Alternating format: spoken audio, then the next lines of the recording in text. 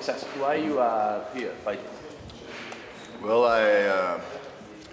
I'm an anti-fascist and a communist to begin with, and when I saw what was happening in Kiev with the Maidan and everything like that, I could tell very early on that it was an American-backed and American-directed coup. So I knew that it was going to be another crooked situation like Libya, like Panama, like Syria, like Afghanistan, like Iraq.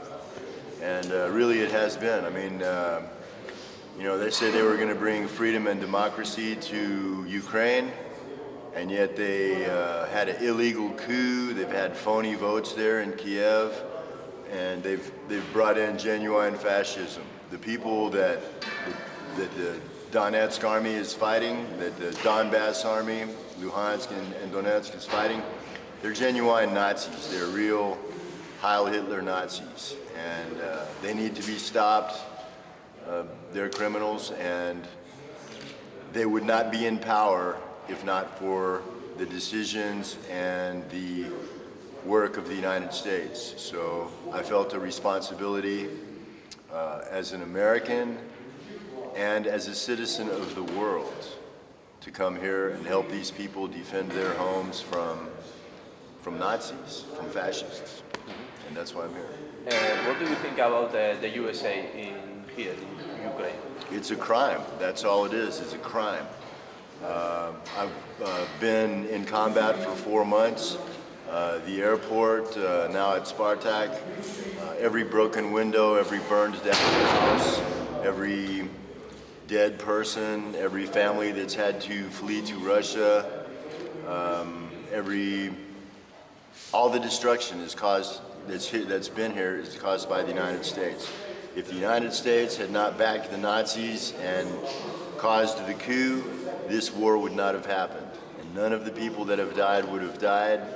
None of the people would have been hurt. None of the houses destroyed.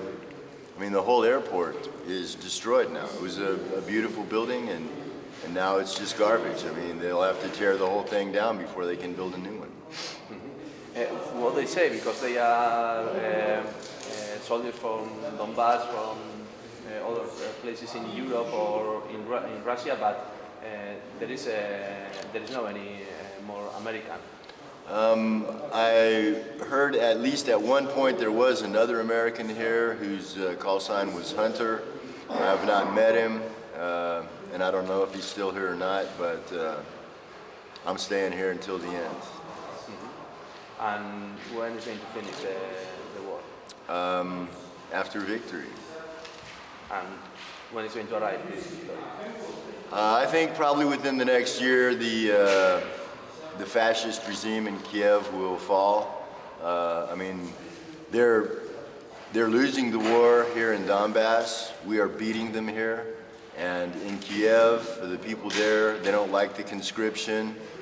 People get their notice to come to the Ukrainian army and they run away to Russia. The people that, that's okay. You know, the people there, their pensions are getting cut. They're, you know, they have to pay more now for gas and heating and everything like that. I mean, everything that's happened in Ukraine since Maidan has only been for the worst. So it's a criminal regime that's made things worse. They are not going to be able to continue on, and we're not going to stop, and we're not going to surrender. So they cannot beat us. They cannot beat us. When did you arrive here to Donbass? I left America in the end of November 2014, and I flew to Rostov. I stayed there for a couple of days. I went to Volgograd, Stalingrad.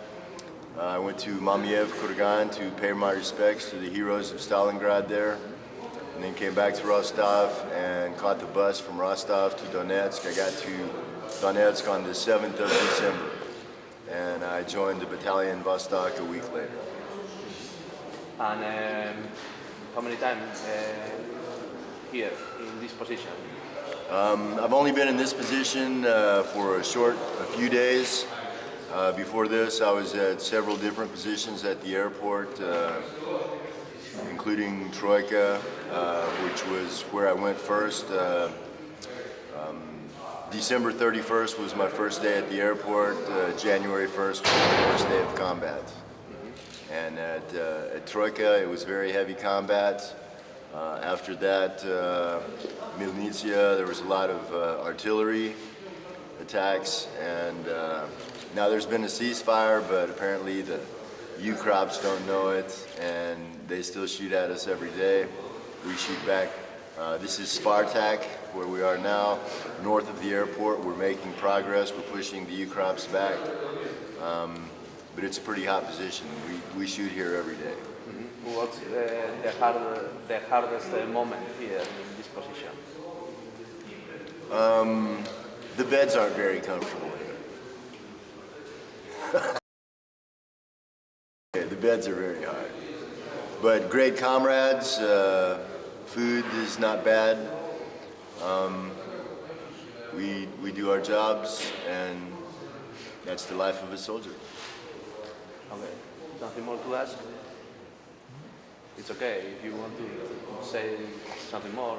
Well, just that the battle in Donbass, it's truly Armageddon. It's truly the fight between good and evil. The people that we are fighting with, that we are fighting against, they're Nazis, they're mass murderers, they kill women, children, prisoners, they bomb hospitals, they bomb schools, they bomb people's homes. They cannot be allowed to prevail. So the people, everybody that comes to join the Donbass Defense Forces is a hero. I mean, some guys, they stay in the back and they just work with supply or something like that.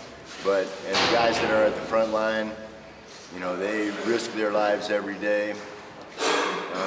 But that's a hero. They're doing it because it's the right thing to do, and I'm proud to be with them, and I'm going to stay here until this is over. Okay, thank you, Texas. Thank you.